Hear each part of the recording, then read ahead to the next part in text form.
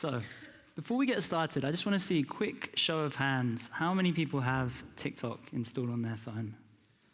Okay, just want to see what we're working with here. And you'll see why I asked that a little bit later. So, as we heard, I'm Josh Fruttiger. I'm a global marketing solutions lead at TikTok. And I joined the business about 3.5 years ago, and it's been a fascinating ride ever since. Done 3 different roles across a number of different markets, and as you just heard, I'm about to move to New York from Berlin for the latest one of those. So when I got asked to speak at an event all about change, it felt kind of fitting.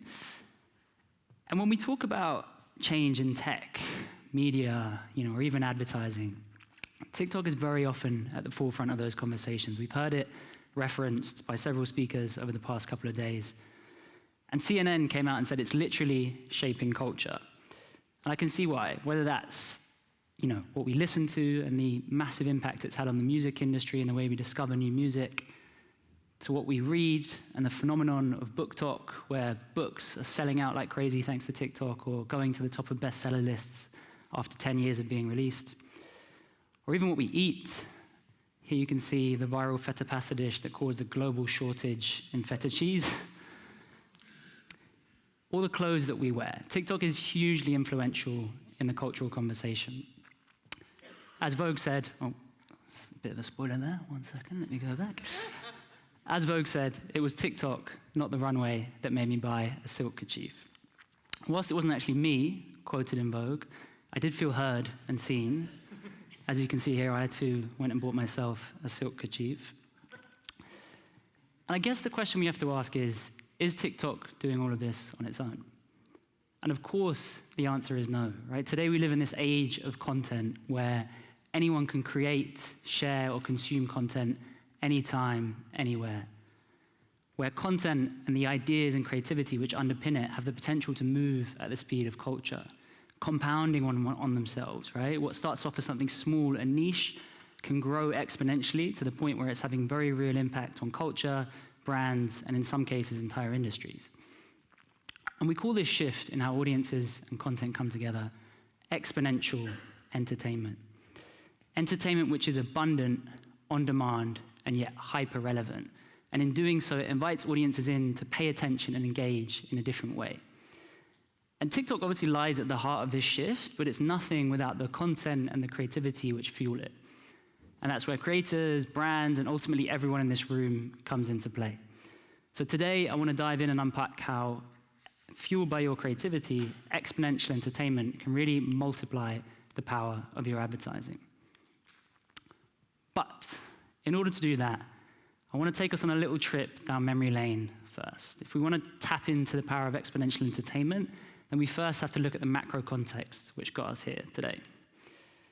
So I want you to cast your mind back to a time when every ad had a story, a character, or a jingle. All right? Many consider this to be the golden era of advertising, a time when the 30-second TV spot reigned supreme.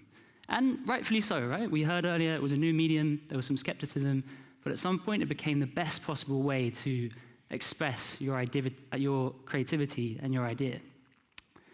And very often that resulted in some highly entertaining and highly effective ads. And then came along digital. Does anyone know what this is? Exactly. The very first banner ad run by AT&T almost 30 years ago. Do you know what the click-through rate on this was? No. 20%. I'm glad someone didn't say 99% and kill my punchline. 44%. Something we could only dream of today, right? But this was novel. This was the first time anyone had ever seen anything like this. And there's a reason why we as marketers want to be first. There's a reason why so many on this stage are pushing the boundaries of technology. But this in itself was a gimmick, and very soon the novelty wore off, and with it, the start of a new marketing era emerged. A not so golden era in the eyes of many. Consumers became inundated with ads to the point where, according to Walk, the average person sees 5,000 ad messages per day. And obviously that poses quite a significant challenge for our industry, right? How do we cut through all of that noise and actually capture consumer attention? We were told to optimize for a consumer who wasn't paying attention, right? To design for sound off, to land our message in 6 seconds, and then to land it in 3 seconds, and to put our logo at the start of ads. Marketing went from pull to push, right? From earning attention through entertainment to trying to force it, to trying to force our messages through. And the more we did this, the more consumers tried to avoid us. Sadly, the answer for many of us to Russell's question has been a resounding no when we think about most of the advertising that we're exposed to on a daily basis. And that's quite a big problem when you think about how human behavior has evolved over the past 30 years since that very first banner ad. Just think, we increasingly seek out entertainment as part of our daily lives. Just think about your own behavior, whether it's that little moment on the commute, unwinding after a long day, maybe in between meetings, during home office, I don't know, I'm sure no one's ever done that before. But either way, most people in this room will spend 1 in 3 waking hours watching TV or other online video content. And TikTok is starting to make up a bigger and bigger percentage of that. 1 billion people globally use the app and watch roughly a movie's worth of content every single day. So how is that possible? How can an app that not that long ago was known for dancing and lip syncing now play such a prominent role in the way that so many are entertained on a daily basis? So it starts with how content is served up here. In a world where content is abundant, TikTok delivers a hyper-relevant experience that takes personalization and discovery to a whole new level. It's content you love and would expect to love, but also content you didn't know you'd love until that very moment. So, I can tell you all about this, but in order to sort of bring this to life, I'd like to do a little exercise, and I'm going to ask you to trust me here. So everyone who raised their hand earlier, please don't lie about it now. I'd like to ask you to take your phone out. I'm seeing some movement. Open up the TikTok app. And then I'd like you to swap your phone with the nearest person next to you who has TikTok open. And I'd like you to just watch each other's For You page for about 30 seconds or so. If you don't have TikTok, just have a look at some others and just get a sense of what's out there. I'll put a timer on.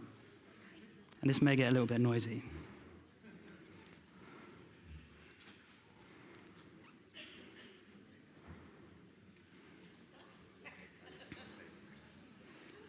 It's a very personal thing to share, so I'm glad that everyone's trusting each other here.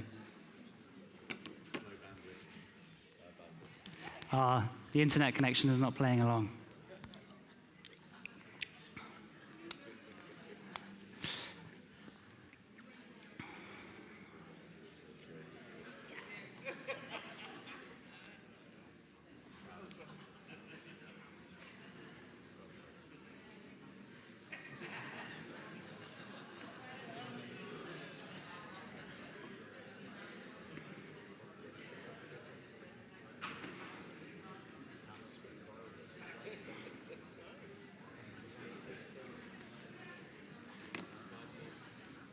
Okay, all right. Hand the phones back. Maybe we'll get some disinfectant wipes to clean off all the phones afterwards.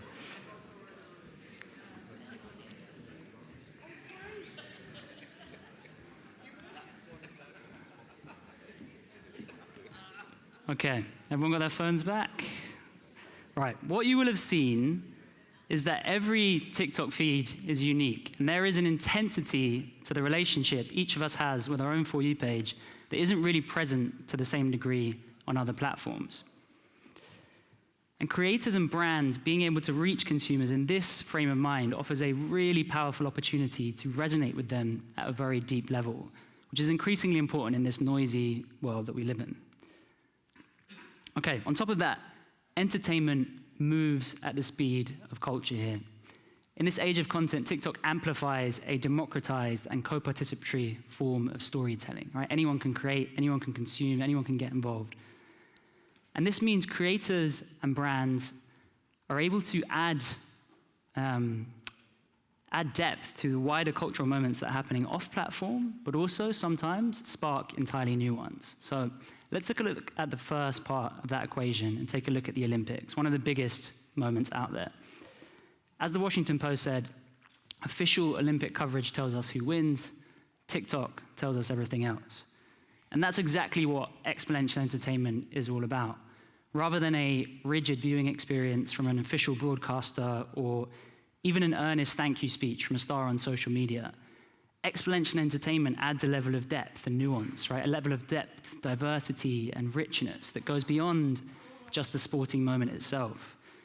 For example, and it's a peek into what it's like inside the Olympic Village from lesser-known athletes who are finding their audience across the For You page, or analyses of who's got the most stylish outfits, or insights into the intricacies of brand deals. Depth is being added to culture in real time, and crucially at scale, and all of that makes that moment feel bigger, feel more exciting, and ultimately feel more entertaining. Sometimes, though, on the other hand, entirely new moments are sparked. So, quick show of hands, who's heard of Girl Dinner here? Okay. So for those who haven't, it started with a video that was posted a few months back in mid-June, by a creator called Olivia Maher. And she describes a sort of interesting collection of foods as her dream dinner and dubbed it Girl Dinner. And it quickly became something that many people resonated with. So let's take a look. I cannot find the TikTok right now, but a girl just came on here and said how, like, in medieval times, peasants had to eat nothing but bread and cheese and how awful that was. And she was like, that's my ideal meal. This is my dinner. I call this girl dinner or medieval peasant.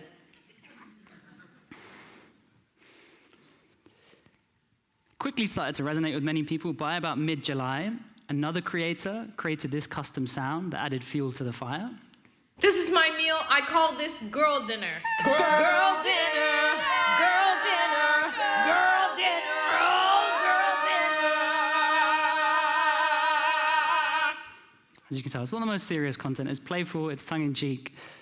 And today, almost 500,000 videos have been created with just this one sound alone. And videos featuring the hashtag Girl Dinner have been viewed 2.6 billion times and counting. And it quickly became part of culture both on and off the platform, and brands started to take notice. As you can see here, Popeyes were quick to react with their own version of Girl Dinner, a curation of their most beloved side dishes. And they managed to do this about 1 to 2 weeks after the trend really started to blow up. And I think this is the point where many people will think, yeah, cool, fun, but there's no way the brand I work with could ever be that reactive. But it goes beyond just one moment that only the most agile of brands can capitalize on.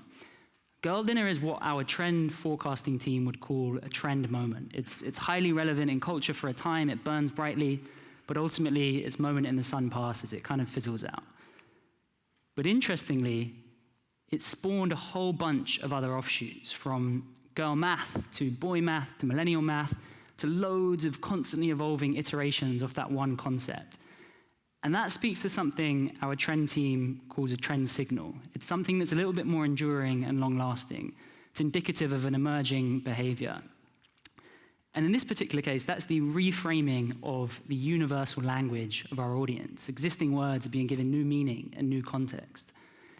And for brands, this presents a really interesting opportunity to both understand and adapt to those bits of language, right? To set immediate cultural context and to build connection, to show that you're not only giving it the hard sell, but you're actually listening, you're laughing, you're creating alongside.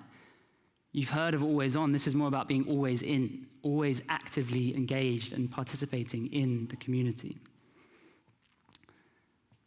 And then finally, entertainment on TikTok is 24/7.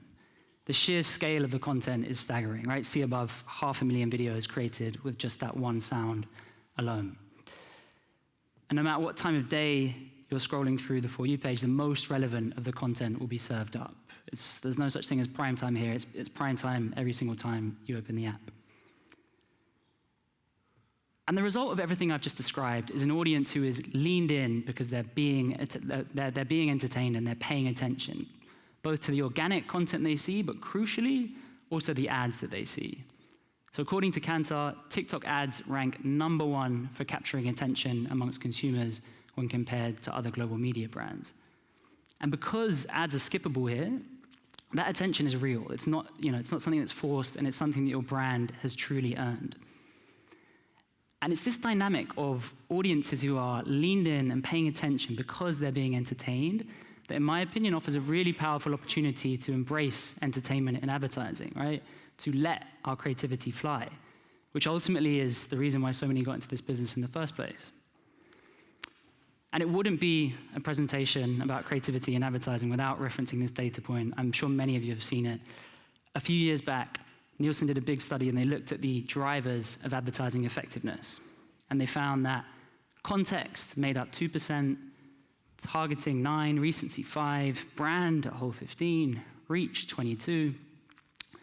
But almost half the impact came from the creative itself, right? In the words of my colleague Dan Connor, creative is the most valuable variable. That means you can do all of this work to optimize every single one of these other levers, but if the creative itself isn't cutting through, then the effectiveness won't be as you'd hope it to be. Or as I once saw Mark Ritson put it, to quote the famous David Abbott, shit delivered at light speed is still shit.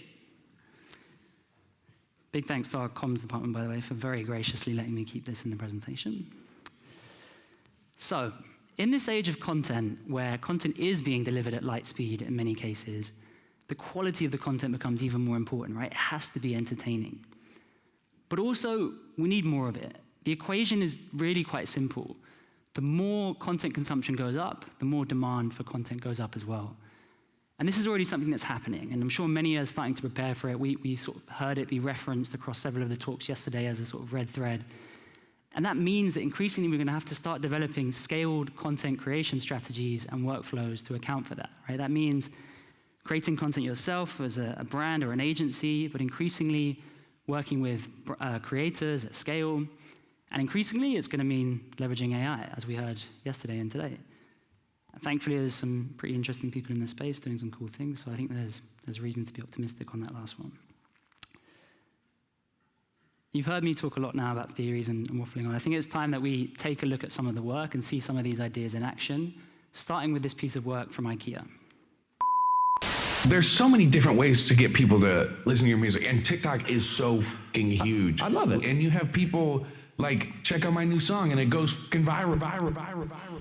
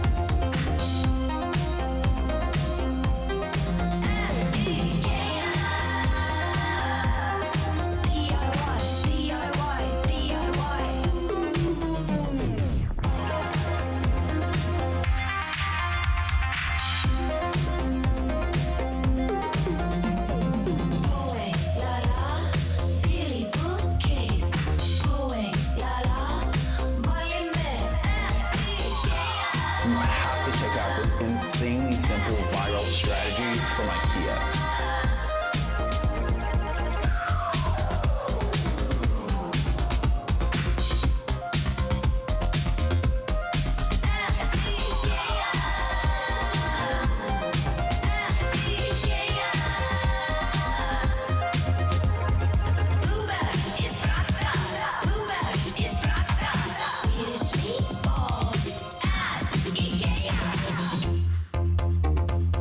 Chef's kiss.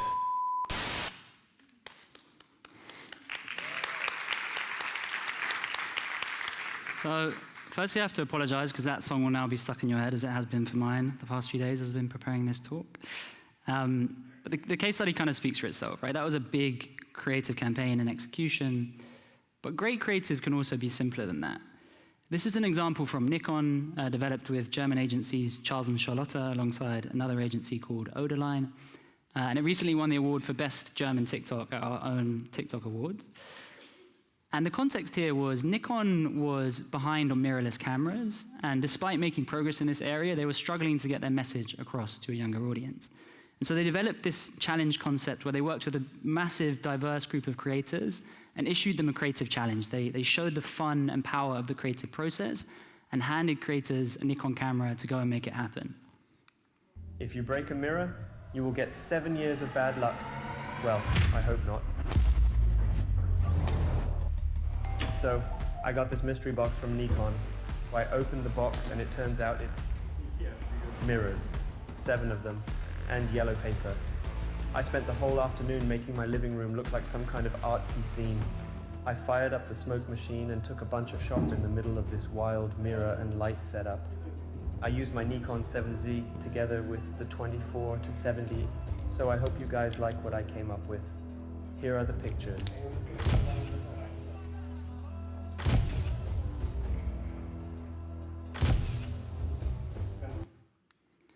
This is a smart and simple concept that was really well executed, in my opinion. And it speaks, again, both of those examples speak to like interesting, entertaining content, but also scaled content, as I said earlier.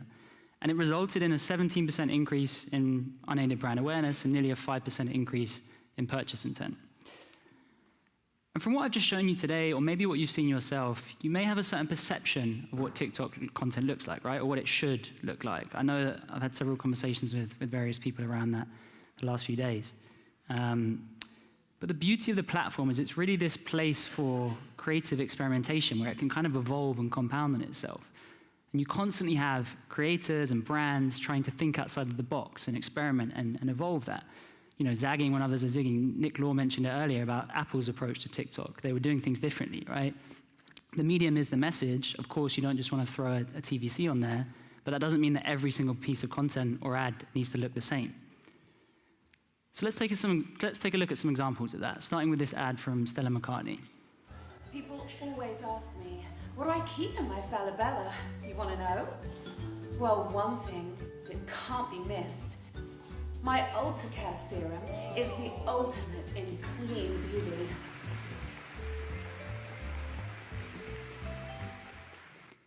So it's a playful riff on an old school QVC teleshopping aesthetic, right? Not exactly the content you'd expect to see on TikTok, but it's playful, it cuts through, it's different, and it works as a result. Well, let's take a look at this example from Kiehl's. They worked with this incredibly creative creator who develops these animations that tap into everyday moments of life, the sort of the mundane, the relatable aspects of it.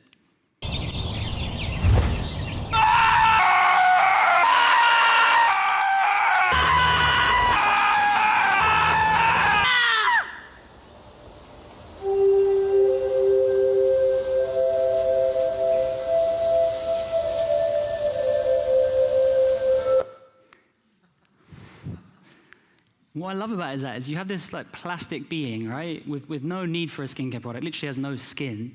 On paper, that shouldn't work, but it's out-of-the-box thinking that is both entertaining, but it's not just random, right? The product benefit is actually really well tied to the creativity of the creator, right? The thematic content. The being maybe is plastic in itself, but the creativity and the craft makes it feel very human and relatable in a way that's memorable and cuts through. And then finally, let's take a look at Hilton. They, together with TBWA and Influential, came to TikTok, the leading short-form video platform, and created a 10-minute ad. And in doing so, they created something, that was new and yet distinctive at the same time. If you have time, I'd highly recommend watching the whole thing. It's really cleverly branded in a way that's additive. But yeah, we'll take a look at some of it to start with. Would you watch a 10-minute TikTok? No. Well, you should. Because Hilton believes it matters where you stay. And the people that stay with this TikTok for the full 10 minutes are going to have a chance to win Hilton Honors Points, experiences, swag, and more. Is it going to be you? No. Good. Don't. But I will. And I'll get those Hilton Honors Points. And I can say from personal experience that every stay with Hilton's family of brands is an absolute pleasure. Oh, sorry, are you filming something? Yeah. Is it an ad? No? Oh, no. No, don't do this. Why not? We don't want ads on TikTok. People hate them. No, people on TikTok hate corporations pretending to be people. They love good ads. So, that feels like a good place to end it. People don't inherently dislike ads. Like we like good ads. We like ads that earn our attention rather than force our attention. We like ads that push the boundaries of creativity. And ultimately, in a world where we increasingly seek out entertainment, we like ads that entertain us. Thank you very much. It's been a pleasure talking to you today.